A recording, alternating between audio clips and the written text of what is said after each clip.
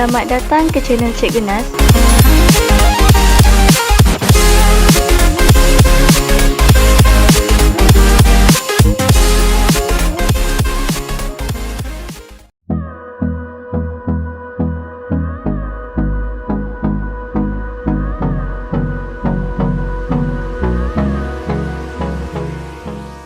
Tak boy lah cik. Ada pun. Keluar kan? Ada tak? Sudah. Keluar kau nampak tu player nombor 456 yang keluar lah. Okey, insyaAllah hari ni kita akan mulakan sesi pembelajaran kita. Terlebih dahulu saya nak jemput Muhammad Amin Farhan untuk memimpin bacaan doa pada hari ini. Dengan segala hormatnya saya mempersilakan. A'udzubillahi samiil alim minasyaitonir rajim. Bismillahirrahmanirrahim. Allahumma aftah alaina hikmataka wa nashur alaina min hazaini rahmatika ya arhamar rahimin. Rabbi syrah li sadri wa yassir li amri wahlul 'uqdatam min lisani yafqahu qawli. Rabbi yasir wa la tu'asir ya karim. Walhamdulillahi rabbil alamin. Amin, amin ya rabbal alamin. Terima kasih atas pimpinan bacaan doa daripada Muhammad Amin Farhan sebentar tadi. InsyaAllah kita akan pergi kepada sesi pembelajaran kita pada hari ini, khusus di bawah tajuk bab yang ke-11, iaitu penduduk dan juga pertempatan di Asia Tenggara. Okey, untuk suka saya nak maklumkan, kita bukan skip bab yang ke-10 Bab yang ke-10 kita dah belajar sebelum ini. Jadi fokus kita pada hari ini terus kepada bab yang ke-11. Okey, sambil-sambil tu saya respon kepada soalan-soalan yang ditanya. Cikgu, daripada Norina Tasnim, cikgu kalau saya ambil dos yang kedua pada 24 hari bulan 10, boleh? Tiada masalah. Ambil saja dos pada 24 hari bulan tu. Kemudian maklumkan balik pada guru tingkatan anda bahawa anda telah pun mendapatkan dos yang kedua. Okey, tapi bergantung pula juga kepada lokasi sebab saya difahamkan ada penjaga yang bawa anak-anak mereka untuk dos yang kedua, tetapi pusat PPV menolak. Dia menolak, tidak enggan untuk melakukan vaksinisasi kali kedua. Dia suruh ikut tarikh yang telah ditetapkan oleh sekolah. Yang ini kena cuba dulu. Saya tak berani nak bagi kata putus Saya bukan orang yang bertanggungjawab. Cuma saya share saja dari segi apa yang dikongsikan oleh para ibu bapa. Okey, baik. Fazana tanya, di Bali cuti. Kita akan cuti lebih kurang 5 atau 6 hari. Okey, cuti di Bali. Kemudian saya Ahmadi tanya, Disember boleh balik? Pelajar asrama boleh balik Disember nanti, tak ada masalah. Nanti mungkin kalau masih lagi kes tinggi, kita akan buat macam sebelum ni lah. Maksudnya kembali ke sekolah, test balik saliva, ikut prosedur dia, 3 kali buat. Kemudian kalau dah tak ada masalah, kita boleh belajar secara bersemuka sepenuhnya, insyaAllah. Kita doakan yang baik-baik saja. Baik, kita dah ada 37 orang. Saya rasa saya teruskanlah. Mana lagi baki lebih kurang dekat 50 orang ni. Saya tak tahulah, dia dah lupa kot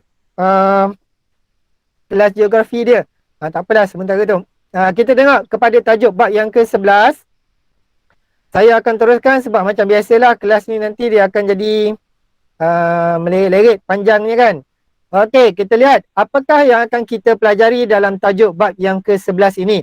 Yang pertama kita lihat kepada poin 11.1, iaitu kita akan menjelaskan dengan contoh taburan penduduk, terutamanya penduduk-penduduk di negara Asia Tenggara.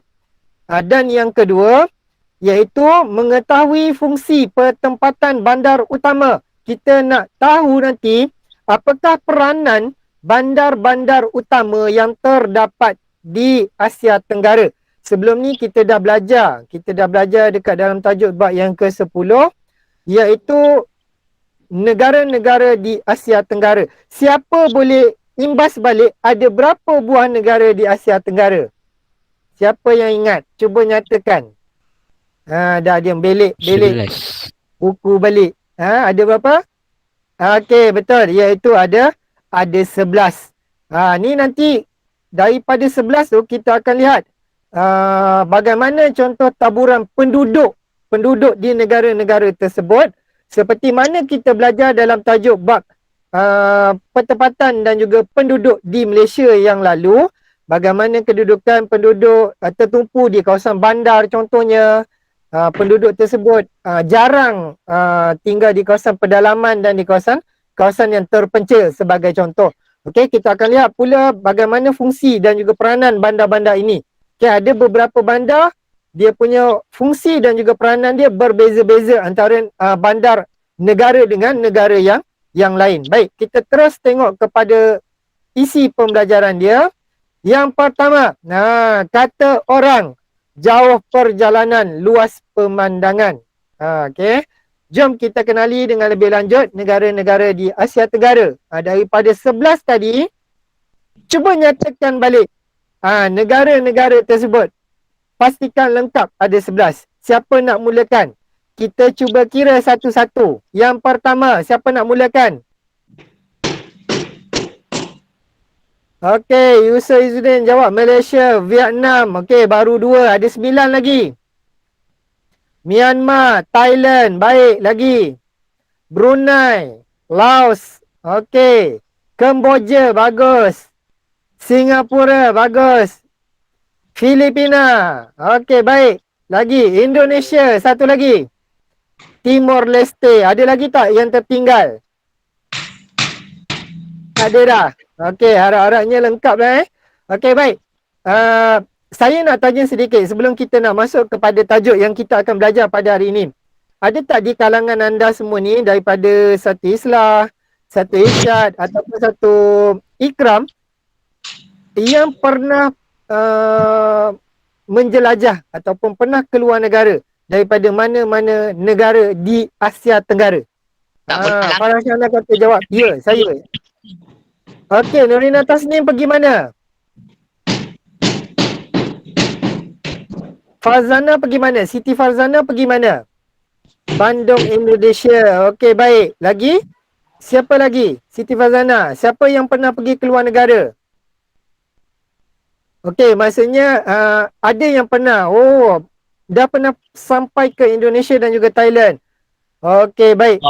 Jauh pergi tu. Mana? Jakarta, Bandung, Padang, Bukit Tinggi dekat Indonesia. Okey, baik. Alhamdulillah. Tahniah. Walaupun kita, saya bertanya tu bukan niat kata yang tak pernah pergi ni awak ketinggalan ke tidak.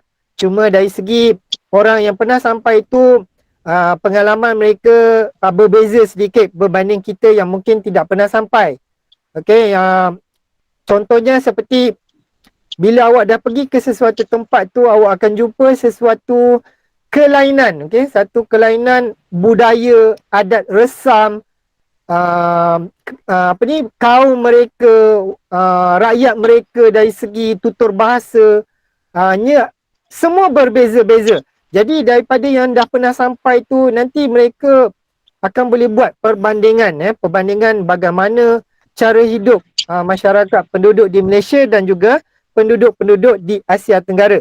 Ini saya faham ni. Mungkin kalau cikgu saya tak pergi yang Asia Tenggara ni, saya terus pergi sampai dekat UK je. Itu tak apa. Nanti insyaAllah dekat dalam tajuk tingkatan 2 dan juga tingkatan 3 nanti kita akan belajar juga lokasi-lokasi di luar negara itu nanti. Okey, seperti mana saya, alhamdulillah saya pun telah sampai ke beberapa buah negara di Asia Tenggara, iaitu antaranya di Singapura, Indonesia dan juga Vietnam. Okey, itu antaranya lah. Yang lain-lain masih belum sampai. Okey, kita terus kepada sesi pembelajaran kita. Okey, kita lihat kepada pengenalan. Dalam tajuk ini kita akan mempelajari kependudukan penduduk-penduduk yang tinggal di negara-negara Asia Tenggara. Ini menunjukkan jumlah penduduk daripada 11 buah negara. Yang mana data ini diambil daripada tahun 2017. Dinyatakan adalah sekitar 648,780 juta orang penduduk berada di kawasan negara Asia Tenggara. Okey. Amin, saya tolong mutekan dulu ya Amin, sebab dengar bunyi orang bertukang Okey, baik. Ataupun Amin mute je. Okey. Okey. Okey, kita tengok kepada poin yang kedua. Dinyatakan di sini, Asia Tenggara adalah merupakan satu kawasan yang padat dengan penduduk di dunia, yang mana taburan penduduknya tertumpu di kawasan Tanah Pamah. Ini seperti mana kita dah belajar sebelum ni, bagaimana penduduk-penduduk awal di Malaysia, mereka membina ketamadunan, mereka membina kawasan pertempatan bermula di kawasan lembangan sungai. Siapa ingat kenapa? Siapa nak respon? Kenapa mereka mulakan kawasan pertempatan di kawasan sungai? Siapa nak respon? Silakan. Senang nak dapat ikan. Senang nak dapat ikan, iaitu sumber protein ataupun sumber makanan. Ya, betul Yusuf Izzuddin, iaitu juga sumber ekonomi. Senang untuk mereka menjalankan kegiatan pertanian, perikanan, perdagangan dan juga merupakan perhubungan dan juga pengangkutan. Ya, betul. Senang untuk dapatkan sumber air. Itu di Malaysia. Ni ceritanya dekat luar negara. Sama je. Begitu juga dengan masa mula-mula ketamadunan awal dunia dulu. Okey, lembangan-lembangan awal, lembangan khususnya seperti lembangan Mesopotamia, lembangan Sungai Nil, lembah Sungai Nil, Menam Copraya, semuanya bermula di kawasan hilir sungai. Sebab apa? Di situlah penduduk-penduduk dapat berkembang dengan mana mereka menjalankan kegiatan-kegiatan ekonomi. Okey, kita lihat poin yang ketiga. Dia kata, kerana negara-negara di Asia Tenggara mempunyai kadar kelahiran yang tinggi dan taraf kesihatan yang semakin baik berbanding dengan negara-negara contohnya seperti di Afrika.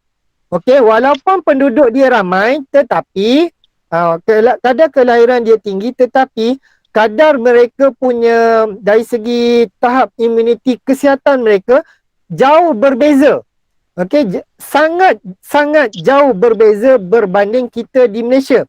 Sebagai contoh, kalau siapa nak tahu, di Malaysia kita boleh lihat jumlah pesakit penduduk, jumlah penduduk dan juga jumlah doktor, nisbah dia tidaklah begitu ketara. Berbanding dekat Afrika, lebih kurang seorang doktor mereka nisbahnya hampir 20,000 orang pesakit. Okay, jadi di sana doktornya teramatlah sukar untuk diperolehi. Jadi di situ kita dapat lihat taraf kesihatan mereka agak tidak baik berbanding kita di Malaysia. Okey, kita tengok yang seterusnya. Taburan penduduk di negara-negara Asia Tenggara ada 3. Okey, awak kena ingat, sama je dengan taburan penduduk di Malaysia tempoh hari, iaitu kita ada padat, kita ada sederhana, kita ada jarang. Okey, kenapa? Kerana faktor bentuk muka bumi. Macam mana kita belajar masa dekat Malaysia, ramai penduduk tertumpu di kawasan Tanah Pamah, kawasan tanah yang rata. Jarang sederhana penduduk yang tinggal di kawasan pedalaman. Jarang-jarang orang yang tinggal dekat kawasan yang berbukit. Kenapa? Kerana faktor bentuk muka bumi. Macam mana nak duduk ramai-ramai duduk kat atas bukit, nak buat apartmen, nak buat kilang, jauh dekat kawasan pedalaman, jauh di kawasan yang terpencil, jadi tak sesuai. Sebab itu penduduk tertumpu di kawasan tanah Pamah ataupun kawasan tanah yang rata. Okey, jelas ya di situ? Kalau ada soalan boleh terus bertanya. Kalau jelas tolong angkat tangan, raise your hand supaya saya faham anda semua telah pun jelas. Okey, baik. Terima kasih. Kita tengok yang seterusnya. Ni, seperti mana anda boleh lihat dekat dalam buku teks. Saya tak pasti ni buku teks, muka surat berapa, boleh tengok buku teks digital ataupun buku teks fizikal anda. Okey. Di sini Kementerian Pendidikan Malaysia telah pun mengeluarkan satu peta, peta taburan penduduk di kawasan Asia Tenggara. Kabur gambar cuba tengok dekat dalam buku digital awak. Mungkin sebab faktor resolusi gambar ni kot. Okay. Okay, awak boleh rujuk buku teks tu supaya lebih jelas. Di sini kita dapat lihat pola perkhidmatan penduduk, taburan penduduk ni. Cikgu pun kabur cikgu, saya pun kabur cuba naikkan resolusi paling tinggi untuk yang lain-lain. Okey. Taburan penduduk di Asia Tenggara ini dinyatakan dipersembahkan dalam bentuk pola warna. Okey, dalam bentuk pola warna melalui petunjuk. Yang mana dia terdapat 3 pola warna, iaitu kuning, orange ataupun jingga dan juga merah. Okey, kita lihat lokasi. Okey, kalau kita dapat lihat di sini, sebentar ya, ada yang masuk. Starboy ni tak habis-habis pakai di luar ni. Okey, kemudian kita lihat kepada kedudukan penduduk, taburan penduduk di Asia Tenggara, kita dapat lihat bagaimana lokasi yang berwarna kuning ini merujuk kepada penduduk jarang. Okey, lokasi kepada penduduk jarang. Jelas di sini kita boleh simpulkan bahawa lokasi ni adalah merupakan lokasi bentuk muka bumi apa? Siapa nak terangkan? Siapa nak jawab? Ni merujuk kepada lokasi bentuk muka bumi apa ni? Penduduk jarang ni. Okay, tengah faham. Tengah faham. Kita ada tanah Pama, tanah tinggi. Ya, betul tanah Farah Syarana, iaitu tanah tinggi. Bila kita tengok sini je kita dapat jelaskan sikit. Ada kemungkinan majoriti kawasan ini bentuk muka buminya adalah kawasan tanah tinggi, sebab itu penduduknya jarang. Okey, kita lihat pula kepada penduduk sederhana. Okey, kalau kita tengok di kawasan negara Indonesia ni, okey, iaitu di ni Sumatera ke Pulau Jawa ni, nanti tengok balik. Okay, di sini ni penduduknya sederhana dan juga penduduk padat. Iaitu di mana kawasan penduduk padat? Iaitu bandar-bandar utamanya. Iaitu terutama sekali di Jakarta. Okay, seperti mana yang saya dah terangkan sebelum ini, negara Indonesia berkemungkinan akan menukarkan ibu negaranya ke Kalimantan. Nampak tak kesa saya ni? Nak panah mouse ni. Mereka akan berpindah ke arah Kalimantan kerana Jakarta dah terlalu padat. Dan disebabkan oleh faktor bentuk muka bumi, kawasan di Kalimantan adalah lebih selamat. Okay, lebih selamat berbanding di kawasan Jakarta dan juga di sini ni. Dikatakan berada di kawasan berhampiran dengan lingkaran gunung berapi Pasifik yang masih lagi aktif. Kita tengok di sini Jakarta ni penduduk dia begitu padat di kawasan kepulauannya di sini. Okey, kemudian kita lihat di Malaysia sendiri tertumpu kawasan penduduk padatnya di kawasan negeri-negeri pantai barat. Okey, Yusuf Izzuddin tanya, ada kemungkinan ke cikgu Jakarta akan tenggelam? Ada kemungkinan. Sebab itu mereka dah cuba untuk beralih. Ni semualah negeri-negeri yang berada di kawasan pinggir laut, ada kebarangkalian akan tenggelam. Okey. Sebab faktor apa? Faktor pemanasan global akan menyebabkan apa? Menyebabkan pencairan ais di kawasan kutub utara dan mengakibatkan peningkatan aras air laut. Okey. Jadi di sini kita dapat lihat berpandukan peta ni, kita dapat lihat bagaimana kedudukan. Okay? Taburan ni adalah secara random. Dia bukanlah begitu spesifik. Maksudnya keseluruhan Pulau Jawa ni penuh penduduk, tidak. Ada juga sebagainya. Tapi disebabkan yang lebih padat itu lebih banyak, jadi dia merangkumi kesemuanya lah. Okay? Dan kemudian kita ada negara Singapura, yang mana saya tertarik ada seorang rakan anda hari tu, dia bertanyakan kepada saya, cikgu, apakah nama bandar raya bagi Singapura? Siapa nak respon? Silakan. Malaysia ada Kuala Lumpur, Indonesia ada Jakarta. Apakah ibu negara bagi Singapura? Siapa nak jawab? Silakan. Singa. Wah, ini kalau masuk singa ni kena gigit ni. Nabil Rusdan jawab Singapura. Singapore. Lain cikgu, Singapore dengan Singapura. Dan Singapura. Singapura hanya memiliki satu nama saja, iaitu Bandar Singapura. Singapura tu dalam bahasa Inggeris dia. Sebab apa orang putih dia tak boleh nak sebut Singapura. Dia sebut Singapore. Sebegitu juga dengan nama kita. Kalau anda perhatikan kenapa nama-nama untuk daftar kelahiran yang baru semua wajib. Okey, terutama sekali kepada penduduk di Malaysia, wajib menggunakan nama Muhammad penuh. Tidak seperti nama saya sebagai contoh, MOHD. Sebab apa? Untuk sebutan luar negara, orang putih dia tak boleh nak sebut MOHD. Dia tak boleh nak sebut perkataan MOHD. Jadi sebab itu kita mengambil sebab orang putih dia boleh sebut Muhammad, Prophet of Muhammad. Dia percaya Nabi Muhammad. Jadi dia boleh sebut perkataan tu. Jadi sebab itu kita pun menggunakan. Sebab itu awak perhatikan nama awak semua bermula dengan Muhammad. Dia tak ada dah MOHD. Itu daftar kelahiran yang baru. Itu untuk makluman semua. Okey. Baik, kita teruskan kepada slide yang seterusnya. Info bagi penduduk di Asia Tenggara. Negara yang paling ramai penduduk ialah negara Indonesia. Tolong tulis, catatkan dekat mana-mana.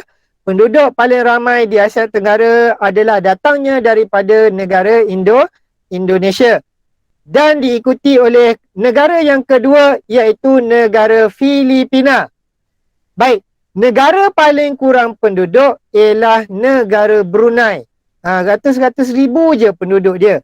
Tapi walaupun negara dia penduduknya tak ramai, negara Brunei merupakan antara negara yang terkaya di Asia Tenggara. Kerana mereka mempunyai reserve petroleum yang begitu banyak. Betul itu, iaitu minyak. Okey, kepadatan penduduk paling tinggi iaitu Singapura. Okey, saya tertarik nak katakan balik. Kenapa walaupun Indonesia penduduknya ramai, tetapi negara dia tidak dalam kategori padat. Siapa ingat? Siapa ingat apa yang kita dah belajar dalam tajuk pertempatan dan juga penduduk di Malaysia yang lalu? Dia boleh kaitkan balik dengan tajuk yang ni. Siapa tahu? Kenapa walaupun negara Indonesia ramai penduduk tapi dia tak padat? Siapa nak respon? Sebab negara dia besar. Bagus Muhaimin. Okey. Kita nak bandingkan dengan yang ini iaitu negara Singapura. Negara Singapura, negara dia kecil je. Okay, ingat lagi tak yang saya pernah buat analogi kita tabur biji macam contoh kacang dekat dalam tin. Tin tu kecil. Okay, jadi taburan kacang tu dia dalam lingkungan yang dalam ruang yang kecil. Kalau kita ambil kacang tu kita tabur dekat dalam dulang ataupun dekat dalam mungkin dekat atas lantai, kita akan lihat kacang tu akan berselerakkan. Okey. Sebab itu dia jadi tidak padat, dia jadi tidak sekata berterabur jumlah penduduk dia. Okey, manakala kepadatan penduduk paling rendah iaitu di negara Laos. Okey. Taburan penduduk di Asia Tenggara adalah tidak sekata. Ada tempat padat, ada tempat tidak padat. Sederhana ada sebahagian tempat yang penduduk jarang. Okey, yang mana kita dapat lihat di sini melalui poin yang ketiga, dia kata kebanyakan penduduk tinggal di kawasan luar bandar.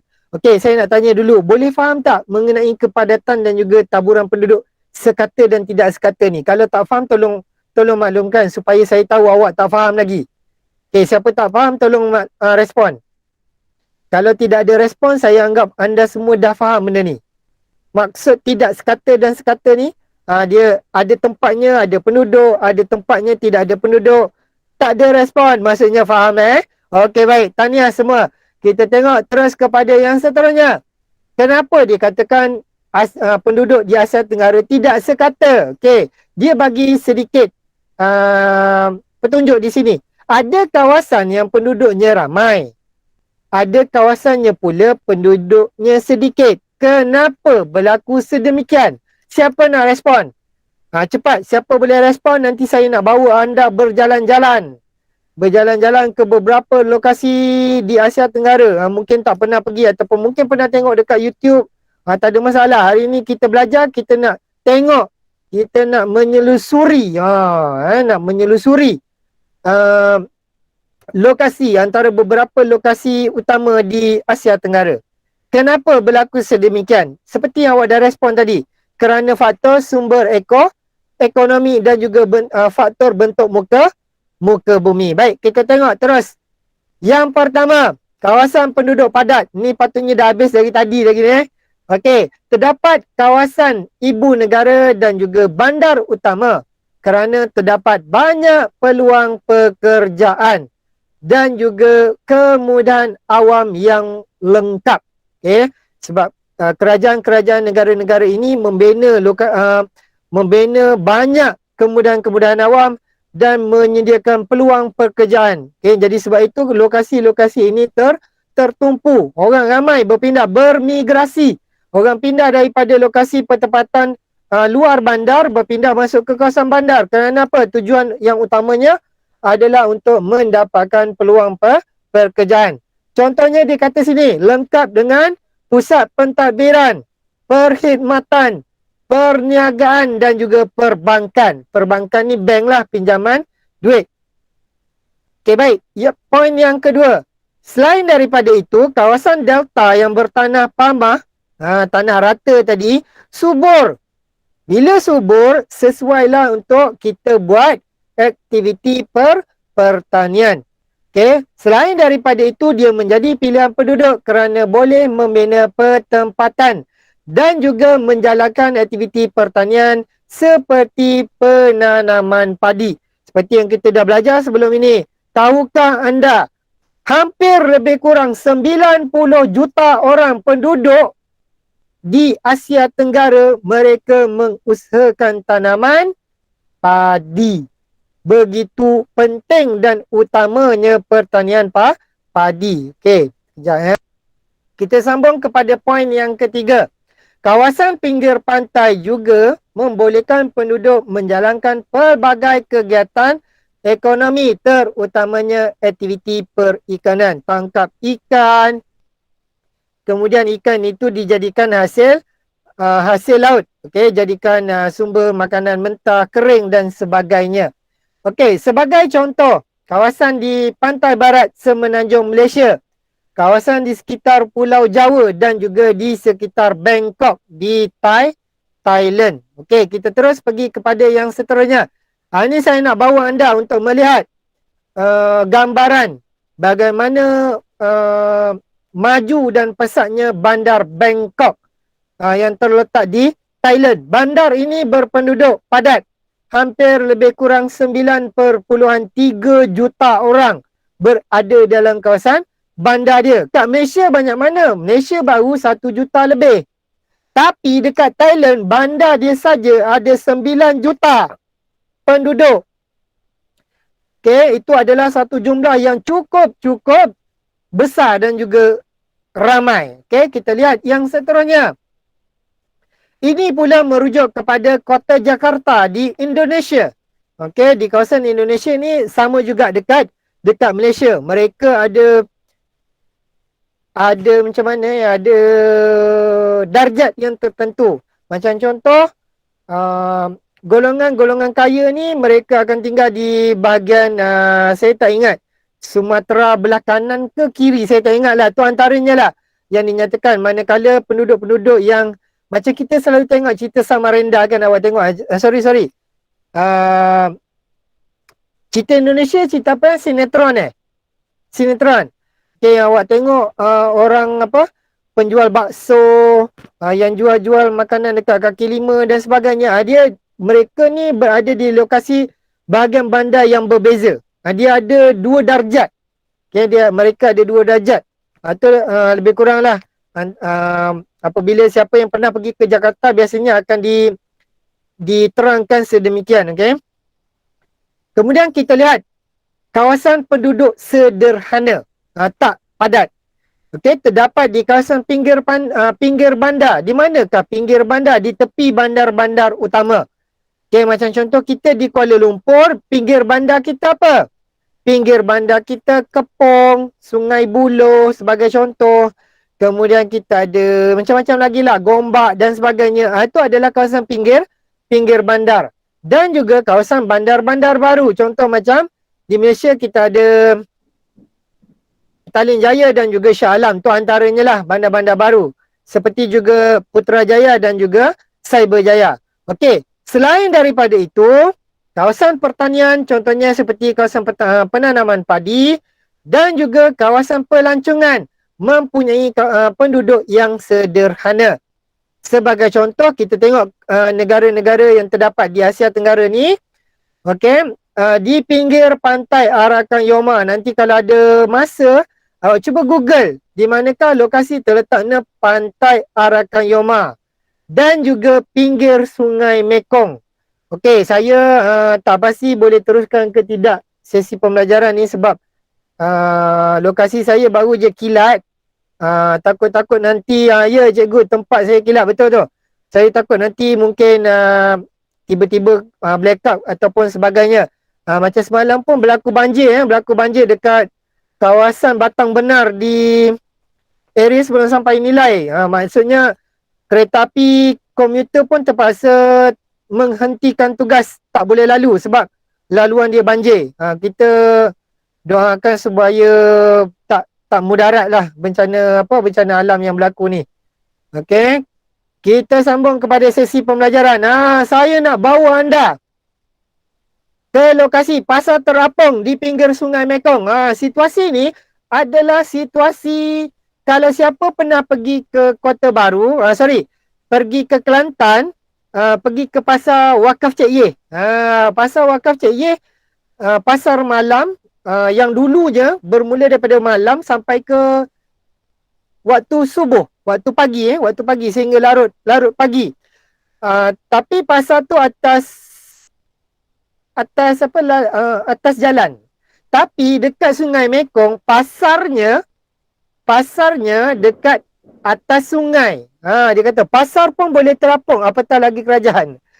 Ni. Jadi kita boleh lihat dekat sini gambar raja kat sini, topi, beg tangan, awak nak beli apa? Buah-buahan, minum, makan, semua boleh lah. Yang penting kita sewa bot. Nak beli ayam, beli oing-oing, semua boleh. Semua ada. Ni kita boleh lihat bagaimana gambaran di sini dia menghidupkan aktiviti sumber pelancongan. Okey, dia kata kalau terbalik bot tu tu mesti rugi, tak ada rugi pun. Hilang bot tu terus. Kan? Okey. Nanti saya akan bawa anda untuk lihat bagaimana aktiviti, tapi bukan aktiviti yang ni saya tunjuk sedikit masa lagi, lebih kurang dalam 7 minit video tu. Nanti, okey. Ini pula menunjukkan gambar kawasan penanaman padi. Okey, taburan penduduk sederhana. Ni dekat luar negara ni rasanya ni. Mungkinlah. Okey. Lokasi ni juga banyak dekat Malaysia, terutamanya di kawasan negeri Kedah, di Kelantan, di Selangor juga ada macam ni, iaitu kawasan pertanian. Okey, Rafiq Danish tanya, dia kata kalau sewa bot untuk beli bot kat pasar tu boleh ke? Macam mana soalan? Nak jawab susah tu. Sewa bot untuk beli dekat pasar ke apa tu maksudnya Rafiq? Tak faham ni. Sewa bot nak berniaga boleh, tak ada masalah.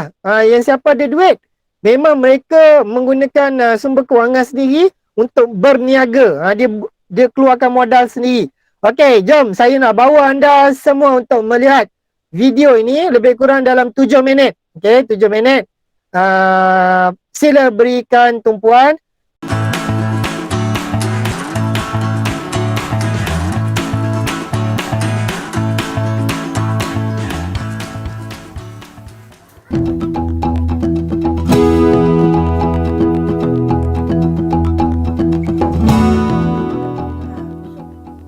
Pagi belum menunjukkan rupanya, namun Alu sudah bersiap meninggalkan rumah.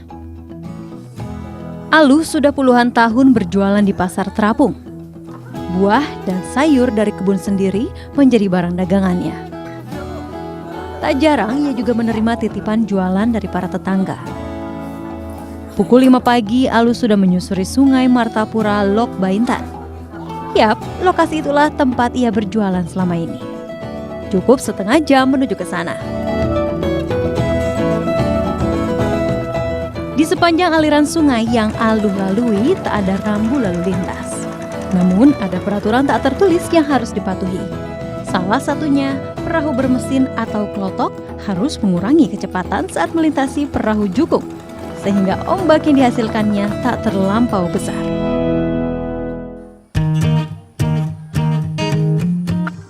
Pasar terapung Lok Baintan juga menjadi tujuan saya.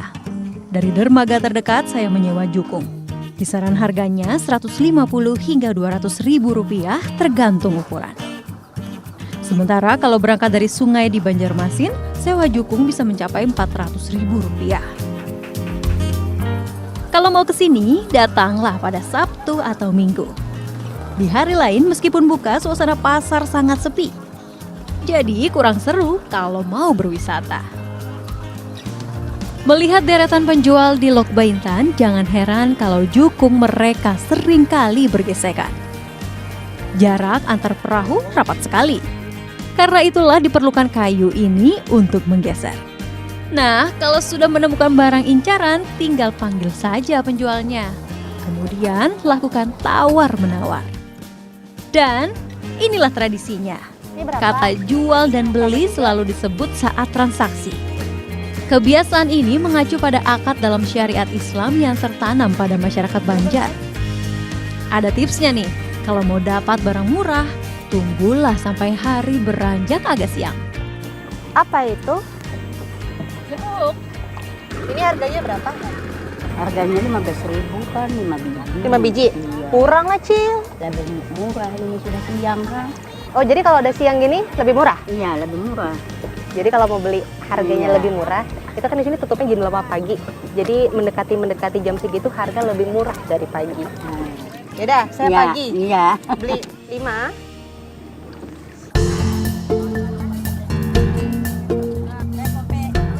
Jam 8 pagi, pasar memang sudah selesai. Pasar cepat bubar karena mengikuti arus sungai.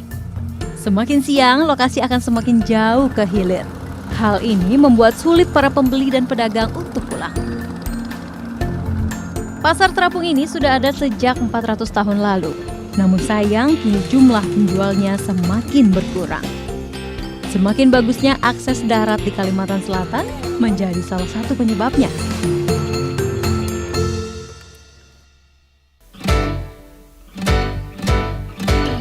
Agar tradisi jual beli di pasar tidak punah, pemerintah setempat pun membuat pasar terapung baru. Namanya Pasar Siring Tandean. Dari Lok Baintan jaraknya sekitar 1 jam perjalanan. Karena sepinya minat pembeli dan penjual untuk bertransaksi di pasar terapung tradisional, maka pemerintah setempat mendirikan pasar terapung Siring Tandean ini yang berada di tengah-tengah kota.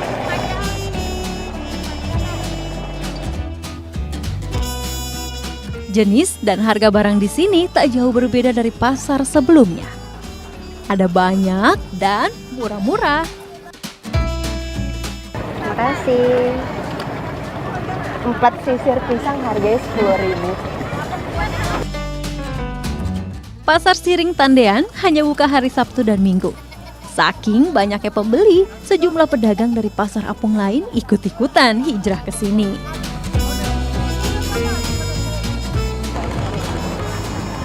Paham sih kenapa akhirnya pembeli lebih suka berbelanja di pasar ini, karena kemudahan aksesnya. Kita nggak perlu lagi tuh sewa jukung atau klotok, cukup via darat, selesai deh.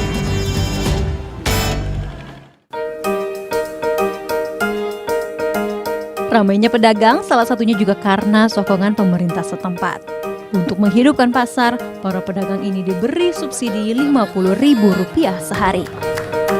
Acil-acil juga bersedia untuk berdagang ya, berdagang agak jauh dari Lok Baintan ke Banjarmasin.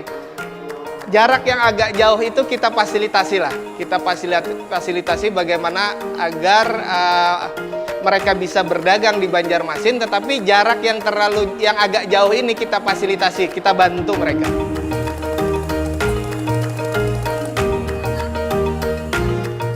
Untuk menyiasati kondisi pasar lain yang semakin sepi, wisata susur sungai pun kini dikembangkan. Harapannya, wisatawan akan singgah dalam perjalanan plesir mereka. Susur sungai itu starting pointnya atau titik keberangkatannya memang dari Menara Pandang sini, dari Siring Tendean, Pasar Terapung Siring Tendean. Susur sungainya rutenya arah ke Lok Baintan dan arah ke salah satunya juga arah ke Pasar Terapung Queen. Itu sebagai salah satu upaya dari kita, pemerintah Kota Banjarmasin, untuk keberadaan Pasar Terapung yang sifatnya kata Mbak tadi yang sudah ada sejak dulu tradisional itu tetap lestari. Pasar Terapung telah menjadi kekayaan budaya Kalimantan Selatan. Ia menjadi ikon tujuan wisata siapapun yang singgah di kota seribu sungai ini. Upaya melestarikannya adalah upaya melestarikan budaya, agar generasi nanti masih bisa menjadi saksi keunikannya. Novita Sari Kauza Pratama melaporkan untuk NET.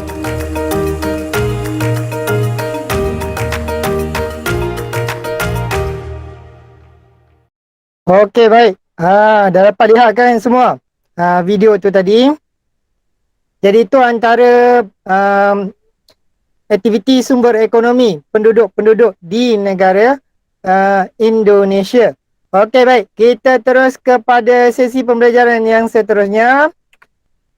Kawasan penduduk jarang. Okey, kawasan pedalaman mempunyai penduduk yang jarang kerana darjah ketersampaiannya rendah. Apa dia maksud darjah ketersampaian? Tahap nak sampai ke sesuatu lokasi tu agak sukar. Jadi ada kemungkinan nak pergi ke lokasi tu hanya boleh sampai dengan motosikal, mungkin boleh sampai dengan bas ataupun mungkin boleh sampai dengan kereta sahaja.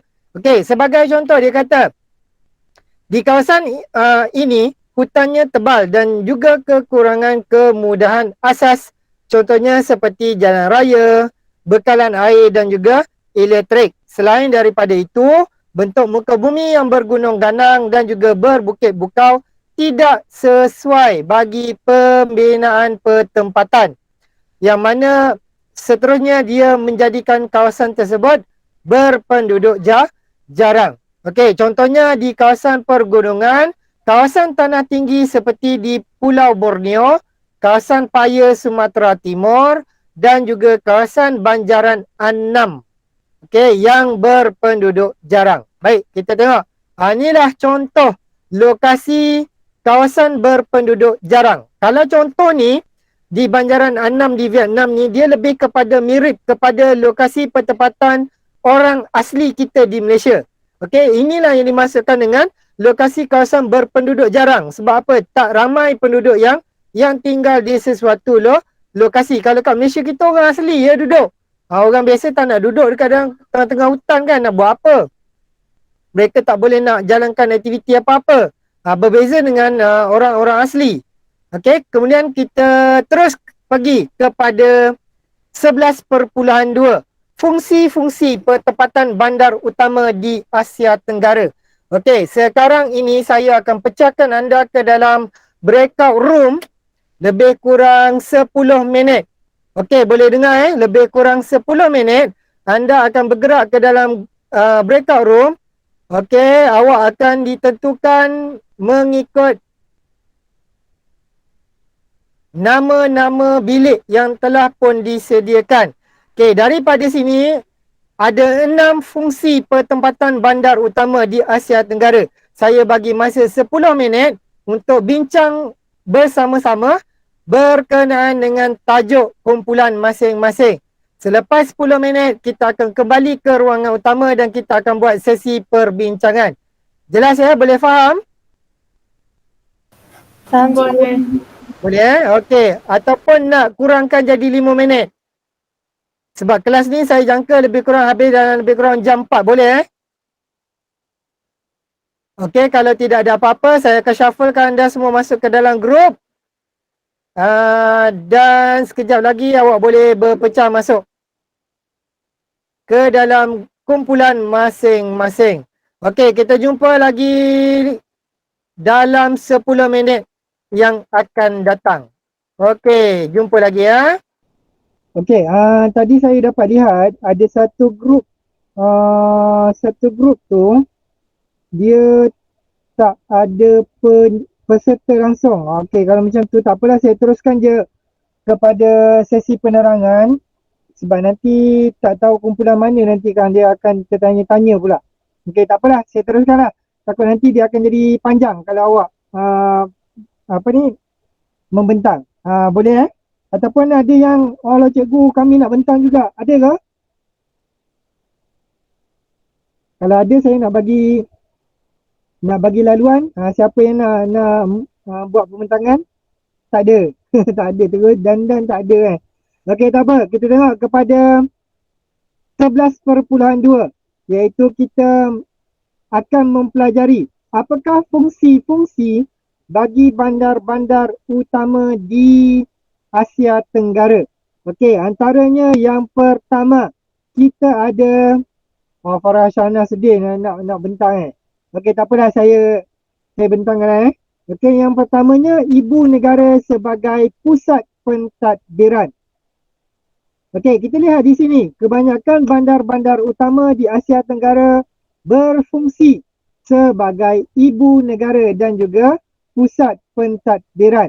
Okey, kita tengok sini je. Apa yang saya nak awak fokus ialah apabila awak tahu lokasi-lokasi bagi ibu-ibu negara, macam contoh kita ada ibu negara Bangkok, Singapura, Kuala Lumpur, Jakarta, Naypyidaw, kita ada Hanoi, kita ada Vientiane dan sebagainya, kita ada Manila dan sebagainya. Jadi semua lokasi ini adalah merupakan pusat pentadbiran. Okey, kita lihat poin yang kedua. Dia kata banyak bangunan agensi kerajaan dibina.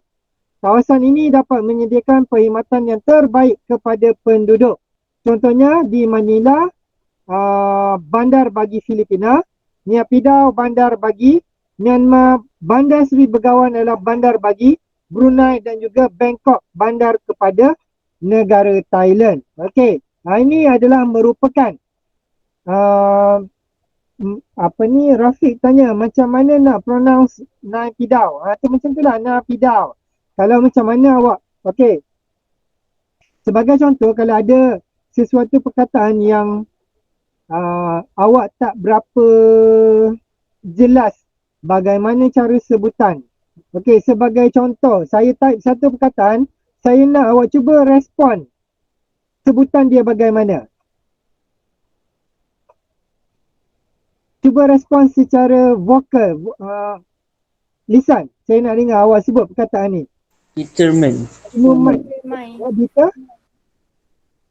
Determine. Sebutan yang betul. Sebutan dia ialah determine. Dia tak jadi mine Okey, jadi macam contoh Naypyidaw tadi. Mungkin cara sebutan yang betul dia, awak cuba Google, pergi pada Google Translate yang ada speaker tu. Tekan kat situ, nanti dia akan sebut Naypyidaw. Okey, terpulanglah macam mana. Okey, itu saya buat lawak je. Okey, baik, kita lihat. Inilah merupakan gambaran satelit. Bukan gambaran satelit ni, gambaran daripada drone, daripada angkasa. Bentuk Bandar Seri Begawan di Brunei. Kenapa contoh ni diambil?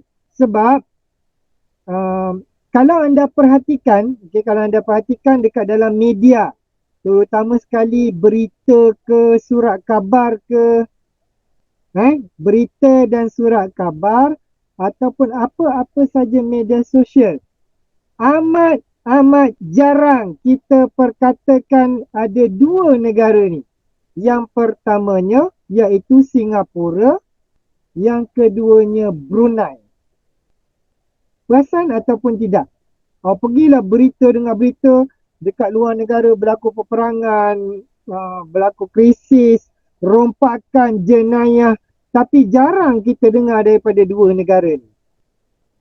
Betul tak? Pernah tak awak dengar cerita daripada negara Brunei? Jarang. Pernah tak dengar cerita daripada Singapura? Jarang. Tapi kalau Indonesia, Thailand, mana lagi? Filipina, Vietnam, dan sebagainya. Yang tu hari-hari keluar dekat dalam surat khabar. Tapi kita punya media sosial dan juga media massa cuba untuk tidak turut terlibat dalam politik dan juga sosioekonomi di kedua-dua negara ni. Kenapa tu? Nanti awak cubalah cari apa sebab dia. Kenapa kita tak nak bercerita berkaitan dengan negara-negara ni. Nanti cari itu tugasan anda. Okey. Yang kedua, ibu negara sebagai pusat perdagangan. Terdapat banyak kemudahan pelabuhan. Okey, kalau anda perhatikan dalam 11 buah negara ni hanya ada satu saja negara yang tidak mempunyai pantai. Yang mana negara-negara lain kebanyakannya mempunyai pinggir pantai, mempunyai pinggir laut. Oleh yang demikian, mereka mempunyai kemudahan pelabuhan. Kemudahan pelabuhan untuk kapal-kapal. Kemudian dia ada pusat perniagaan dan juga bangunan-bangunan bank yang terkemuka di kawasan bandar-bandar yang besar. Okey, pelabuhan digunakan untuk aktiviti import dan juga ekspor. Sama ada barangan domestik ataupun barangan antara bangsa. Domestik ni apa? Domestik ni adalah secara dalaman. Okey, antara negeri dengan negeri. Negara tersebutlah. Macam contoh Malaysia, Perlis dengan Negeri Sembilan contohnya melakukan aktiviti perdagangan, itu dalam negara. Ekspor pula antarabangsa luar negara. Okey. Kemudian kita lihat contoh-contoh yang melibatkan negara-negara luar negara. Okey, seperti di Surabaya, Indonesia dan juga Orchard Road di Singapura. Okey, kita lihat kepada ni saya nak tunjuk gambaran bagaimana situasi tidak jauh beza dengan aktiviti ekonomi yang berlaku di Malaysia. Lebih kurang sama je. Cuma dari segi nilai mata wang tu sebutannya agak berbeza. Sebagai contoh kalau kita lah. Okey, kalau kita contohnya beli nak beli apa beli beg. Okey, beli beg tu. Mungkin beg tu dijual harga RM40. Tapi itu RM40 Malaysia. Di Indonesia nilai sebutannya berbeza. Okay, mereka menggunakan nilai sebutan yang lebih tinggi iaitu juta dan juga ribu-ribu, ratus ribu macam kita tengok tadi nak pergi sewa sewa bot tadi kan, dia kata dia nak naik sewa bot 140,000 sewa bot dah macam nilai sebut dia tu dah macam beli kapal mewah lah kan. Nak beli apa ni kapal ni 140,000, sedangkan nilai dia kecil je, cuma sebutan dia saja yang besar. Okay? Jadi kita lihat yang seterusnya. Saya nak teruskan sebab ada dua lagi video saya nak tunjuk, saya nak kongsikan. Jadi saya nak cuba terangkan terus kepada poin-poin yang ada. Okey. Ibu-ibu negara sebagai pusat pelancongan. Pelancong-pelancong tempatan dan juga antarabangsa datang melawat ke bandar-bandar utama di Asia Tenggara kerana bandar-bandar ini mempunyai daya tarikannya yang tersendiri. Sebagai contoh, kenapa kita lihat pelancong daripada luar negara datang ke Malaysia? Terutamanya pergi ke Kuala Lumpur. Apa benda yang ada kat Kuala Lumpur tu? Siapa boleh kongsikan pada kita semua? Kenapa pelancong daripada luar negara nak datang ke Malaysia ni? Nak tengok apa? Takkan nak tengok bangunan dekat negara dia pun ada bangunan. Nak tengok pantai, negara dia pun ada pantai. Okay, cuba respon. Nak tengok apa? Okay, Najmi kata nak tengok KLCC. Negara dia tak ada ke KLCC? Tak ada. Yang ada hanya, okay, itu yang dinamakan sebagai keunikan.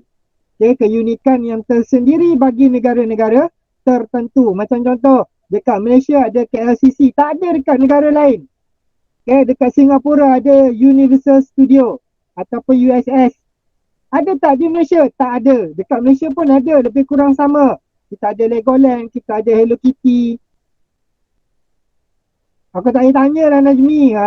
Kemudian, negara-negara lain pun ada keistimewaan masing-masing. Sebagai contoh, dekat Thailand, dia ada dekat Bangkok tu. Ada dia punya mercu tanda dia. Apa benda? Tu yang patung besar tu. Sebagai contoh, kalau kita tengok dekat Vietnam, dia terkenal dengan Sungai Mekong dan laluan bawah tanah iaitu laluan tentera Vietcong dia.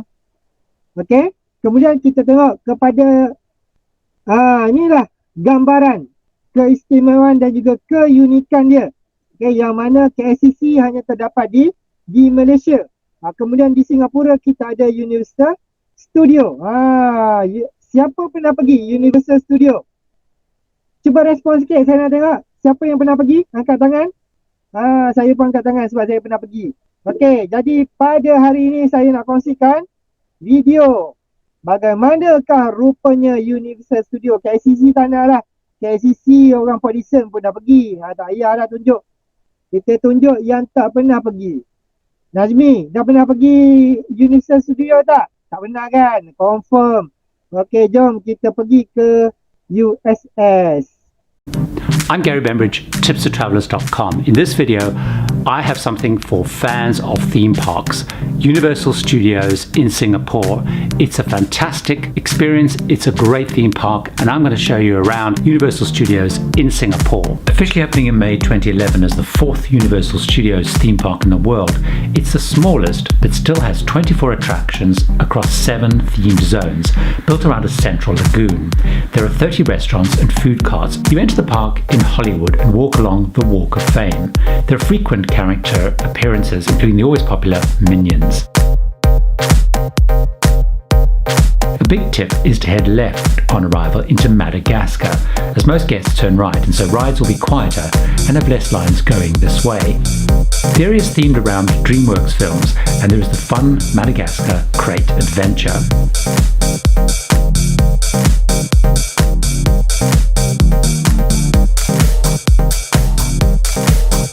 Next is on to Far, Far Away, themed around the Shrek films. This large area has a number of great attractions, including Enchanted Airways, a more child-friendly roller coaster.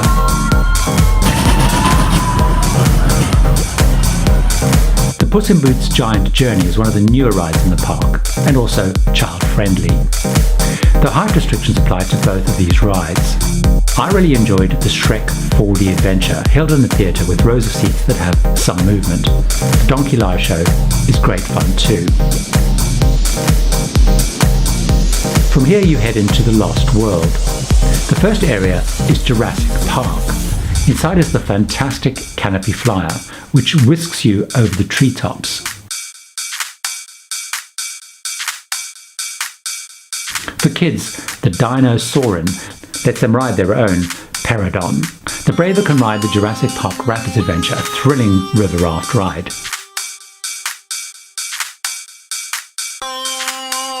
The second part of the Lost World is Waterworld, a thrilling live show based on the film of the same name. Set in a world covered by water, the show includes remarkable jet skiing and boat action. With plenty of thrills and explosions, make sure you check the times of the show and make sure you see it.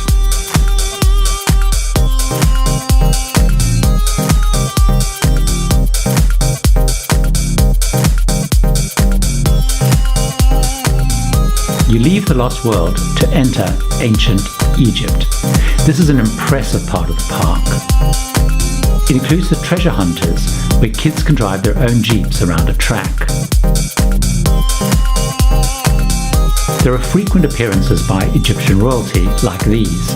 Adrenaline junkies can then enjoy the Revenge of the Mummy roller coaster. It's in the dark and has lots of twists and turns.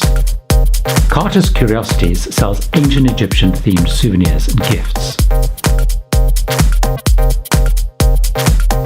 It's a complete change then as you leave ancient Egypt for the future and sci-fi city.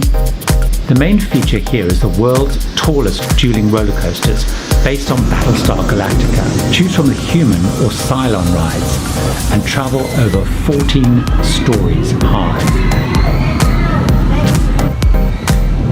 If that looks too much, then there's the Accelerator, whirling, twirling pods. My favourite though is the 3D Transformers ride. You travel in small pods with 3D screens all around you and lots of twists and turns. It's my all-time favourite Universal Studios ride. After sci-fi, it's onto the last zone, New York. Replicas of famous sites like the Library and Rockefeller Center dominate. Attractions here include lights, camera, action. hosted by Steven Spielberg, where a set is destroyed by a hurricane before your eyes. There's also the Sesame Street Spaghetti Space Chase, a fun space adventure with Elmo and Super Grover. You're then back where you started in Hollywood and The Exit. I recommend stopping at Hollywood China Bistro for some great dim sum, noodles or rice, or perhaps a Starbucks coffee from the Celebrity Cafe and Bakery. Then stock up with souvenirs from the huge Universal Studios store. It may be the smallest Universal Studios in the world, but as you can see, with 24 attractions and 30 places to eat, there's a lot to see and to do. It's really easy to navigate and get around as the park is in a circle around that central lagoon. I loved every minute of my time here. And so I hope you enjoyed that video and it's given you some great travel inspiration or ideas. If you're watching this video on YouTube, it'd be great if you gave a like for the video, and also please subscribe to the channel Tips for Travelers.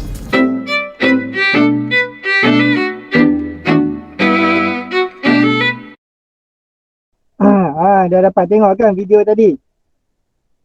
Itu video daripada Universal Studios Singapore. Okey, baik. Kita teruskan kepada sesi pembelajaran kita sikit je lagi. Okey, peranan dan juga fungsi bandar utama, iaitu yang keempat sebagai pusat perindustrian, yang mana terdapat banyak bangunan kilang dibina di kawasan ini, menjadikan kawasan perindustrian ataupun kawasan perkilangan. Sektor perindustrian inilah yang paling berkembang pesat di mana-mana negara. Okay, jadi di sinilah sebenarnya dia menjana pendapatan negara, pendapatan utama negara. Menawarkan banyak peluang pekerjaan yang banyak yang dapat meningkatkan taraf hidup penduduk di negara-negara tersebut. Contohnya, contohnya di negara Filipina, iaitu bandar dia, Bandar Manila, menjadi pusat pemasangan kenderaan, dan juga negara Thailand sebagai pusat pemasaran makanan ringan. Kalau siapa perhatikan, negara Thailand ni sebenarnya mereka lebih maju berbanding kita dari segi sektor ekonomi makanan dia. Sebagai contoh, 20-30 tahun yang lalu, ni perkongsian saya lah. Okay, yang mana negara Thailand ni begitu maju dalam bidang pertanian, mereka boleh menghasilkan pokok-pokok buah-buahan masam yang buah asalnya masam tapi hasil dia jadi manis. Okey. Siapa pernah makan asam Jawa? Asam Jawa daripada Thailand. Asam Jawa daripada Thailand disebabkan teknologi pertanian mereka begitu canggih, mereka boleh menghasilkan asam Jawa yang rasanya manis. Kalau kita, asam Jawa kita ambil makan, memang confirm muntah balik. Sebab apa? Sebab masam dan juga kelat. Tapi mereka ni memang boleh hasilkan.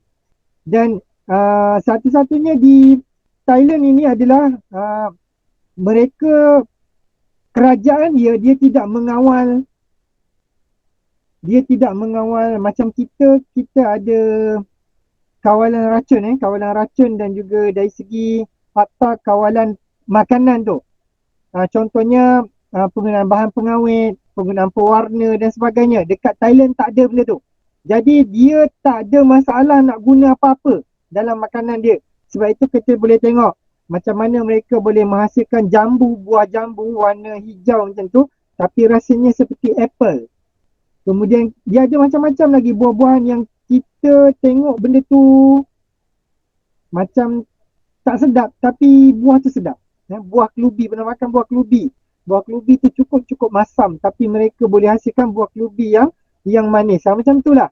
Sebab mereka tidak ada kawalan dari segi atap pemakanan. Kau bubuh lah, nak bubuh pewarna ke, nak bubuh perisa ke, nak bubuh bahan pengawet ke. Sebab tu kalau awak perhatikan dekat tepi-tepi jalan, kalau dulu nak pergi ke Kelantan ataupun dah laluan di Besut, Terengganu, mereka banyak jual buah jeruk. Buah jeruk tu tahan 3 hingga 4 tahun, tak ada masalah. Sebab apa? Dia punya kandungan bahan kimia dia begitu tinggi tapi sedap. Makan sekali-sekala tak apa, tapi jangan amalkan selalu. Takut rosak awak punya sistem penghadaman awak. Perut awak rosak sebab apa? Banyak asid masuk dekat dalam perut. Okey, kita tengok kepada yang ini. Sebagai contoh, kita juga ada kilang kereta. Kalau siapa nak tahu, dulu kereta-kereta ni kita terpaksa import. Contohnya macam Toyota, Honda. Tapi apa yang berlaku sekarang ialah negara Jepun, mereka membina kilangnya sendiri. Okey, di Aikroh, Melaka. Jadi sekarang ni kita boleh producekan, kita boleh hasilkan kenderaan Toyota dan Honda, kalau tak silap saya, maafkan saya. Honda tu dia boleh keluarkan kenderaan tu di Malaysia sendiri. Jadi dia dapat jimat dari segi kos dan juga penghantaran, iaitu masa. Kalau dulu-dulu nak beli kereta Honda, awak kena tempah 3 hingga 6 bulan barulah kereta tu sampai ke Malaysia. Sebab apa? Tempah dekat Malaysia, booking, hantar ke Jepun. Jepun terima order, dia ambil proses 3 hingga 6 bulan. Barulah angkut, naik kapal kargo, hantar ke Malaysia. Tapi apa yang berlaku apabila mereka melihat begitu banyak permintaan, terutama dalam bidang otomotif di Malaysia, mereka membuka kilang. Jadi disebabkan itu, kita juga mendapat peluang pekerjaan. Tapi banyaknya peluang pekerjaan itu telah pun diambil alih oleh robot. Itu yang kita risau. Satu masa nanti kita akan kehilangan peluang pekerjaan. Sebab apa? Semua dah diambil alih oleh robot. Okey, kita pergi kepada yang terakhir untuk hari ini. Kalau anda perhatikan dekat dalam buku teks tu, kalau tak silap saya, dia ada 6. Dia ada 6. Dekat sini dia rangkumkan daripada 6 jadi 5. Okey, peranan bandar utama sebagai pusat perhubungan dan juga pengangkutan. Bandar-bandar utama menjadi pusat pengangkutan utama kerana menjadi tumpuan kepada pengangkutan darat, air dan juga udara. Contohlah, kat Malaysia kita ada apa? Kuala Lumpur sendiri ada sistem pengangkutan darat yang baik lah. Kemudian kita ada sistem pengangkutan udara. Pengangkutan air tak ada sebab Kuala Lumpur berada dekat tengah-tengah. Ini kalau kita nak cerita, nanti kita tengok contoh yang seterusnya. Bandar ini dilengkapi dengan kemudahan sistem pengangkutan yang maju. Contohnya seperti kereta api elektrik, seperti LRT dan juga monorail. Selain daripada itu, terdapat lapangan terbang Changi. Naik tingkatan 2 nanti anda akan belajar lokasi-lokasi pelabuhan, lokasi-lokasi lapangan terbang antarabangsa yang yang terbaik di dunia. Okey, antaranya salah satu iaitu lapangan terbang Changi di Singapura. Kejap lagi saya akan bawa anda semua untuk lihat video bagaimanakah rupanya isi dalam kawasan lapangan terbang Singapura tu nanti. Okey, kemudian kita ada lapangan terbang Bangkok iaitu di Thailand dan juga lapangan terbang antarabangsa Kuala Lumpur. Baik, kita tengok inilah merupakan contoh lokasi persekitaran di lapangan terbang Changi di Singapura. Okey, baik. Saya nak tutup sesi pembelajaran kita pada hari ini dengan video daripada kawasan lapangan terbang ni. Okey, boleh bersedia ya. Kita tengok video ni sebagai penutup untuk aktiviti kita pada hari ini, insyaAllah.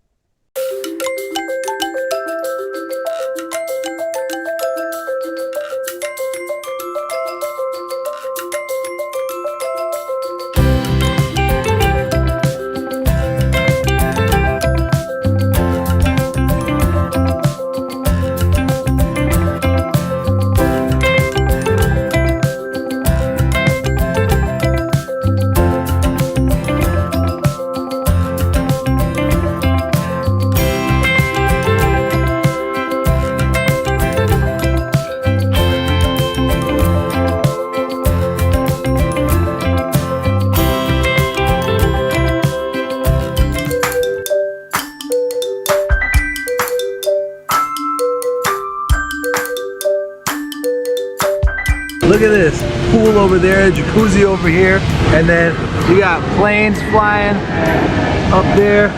You got planes getting ready to take off right there.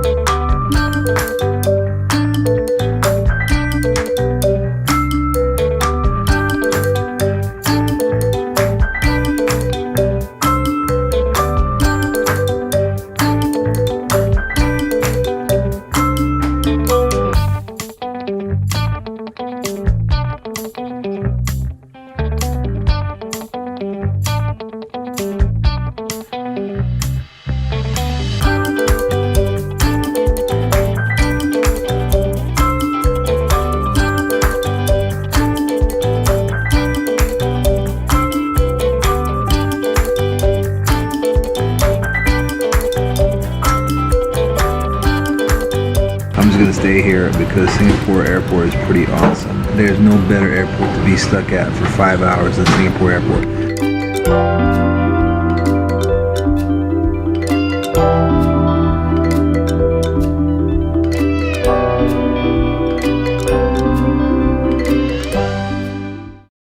Okey, baik.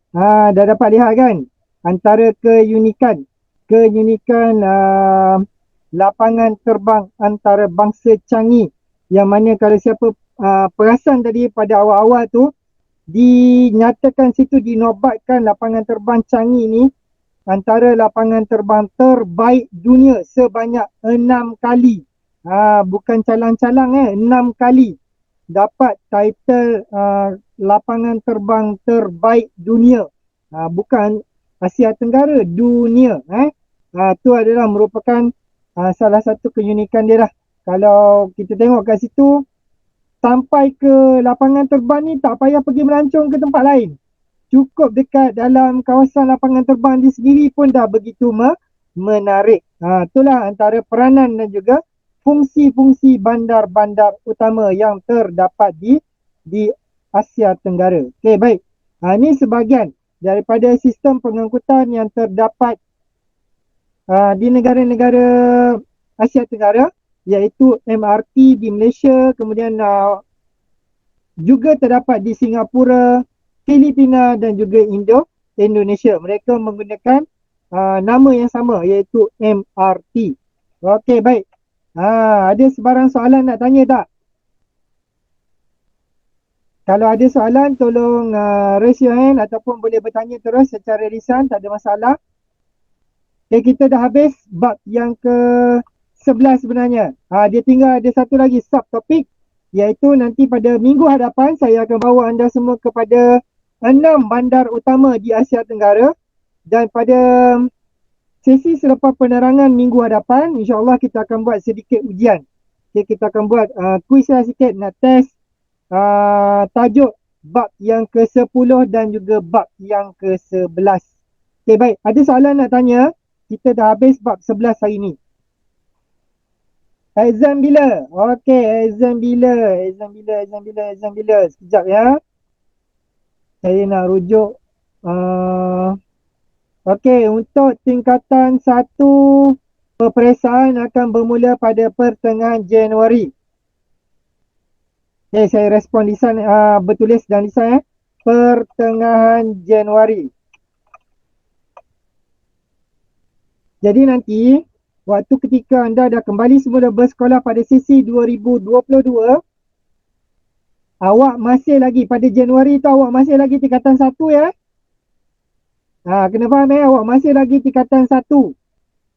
Jadi kemungkinan saya nak jawab yang Farhana jawab online ke offline. Kemungkinan kalau kita dah bersemuka, jadi exam secara macam biasalah, exam exam secara fizikal. Tak ada online lagi dah. Lepas tu kenalah jawab esei dan sebagainya. Tak apa ke cikgu bagi kita orang spoiler ni? Spoiler apa tu? Spoiler pasal exam ke? Ke apa benda?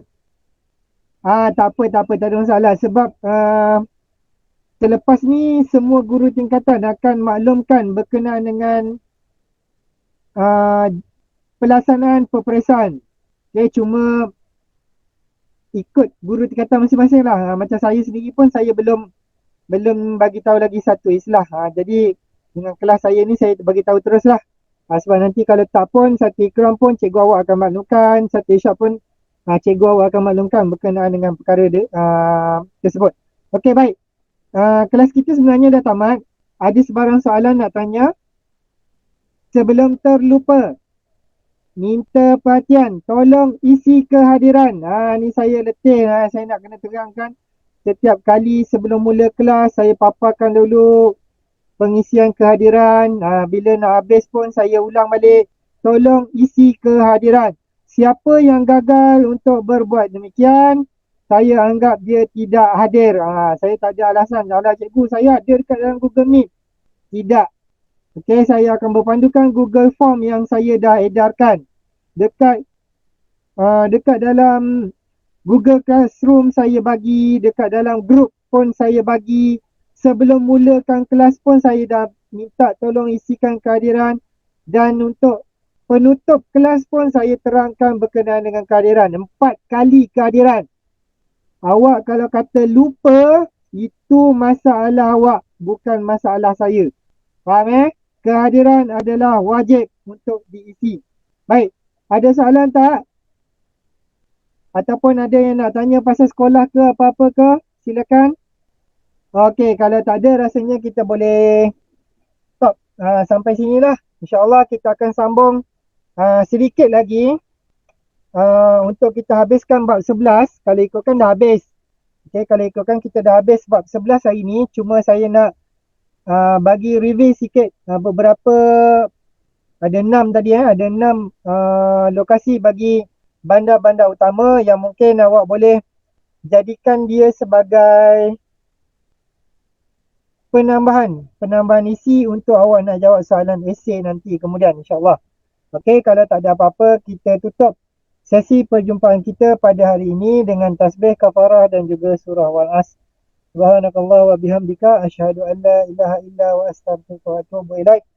Bismillahirrahmanirrahim. Wal asr innal insana lafi khusr illa allazina amanu wa amilus solihati wa tawassaw bil haqq wa tawassaw bis sabr. Okey, baik, kita jumpa lagi insya-Allah pada minggu hadapan. Assalamualaikum warahmatullahi wabarakatuh. Jaga diri semua. Waalaikumsalam warahmatullahi wabarakatuh. Terima kasih cikgu. Terima kasih cikgu. Terima kasih cikgu. Terima kasih cikgu. Terima kasih cikgu. Terima kasih cikgu. Assalamualaikum. Waalaikumsalam warahmatullahi wabarakatuh.